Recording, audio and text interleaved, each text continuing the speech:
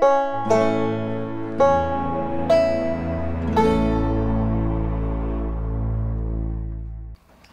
an older white woman, her lips dripping with nullification and interposition, came up to me and said, "Young man, we got to do something about them Mexicans. They're taking jobs away from our good colored people." This law is hateful. We saw that immediately. And then we hear the words of legislators who passed it.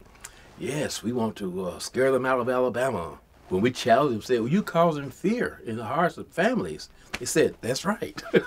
You know, and things. I mean, they were celebrating the harm that it did. What could seem like a bad dream or a really terrible frat joke, you know, is a very painful and very real, just a evisceration of family ties, to separate families, to scare families to death, to put families on the run and divide them.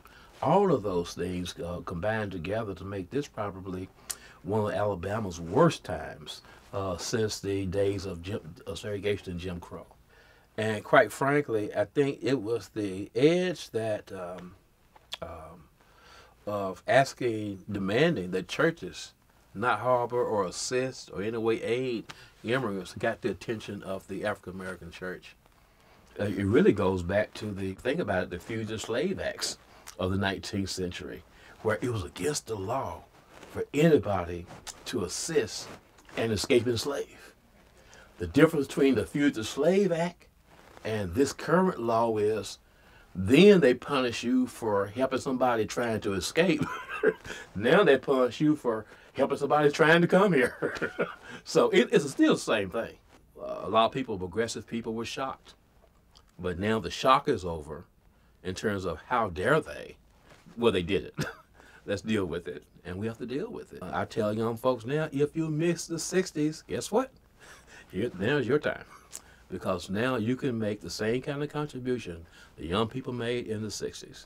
And that is to be out front and saying no to this system that will allow people to be treated like worse than animals and denied their basic human rights, and all in the name of instilling fear in people.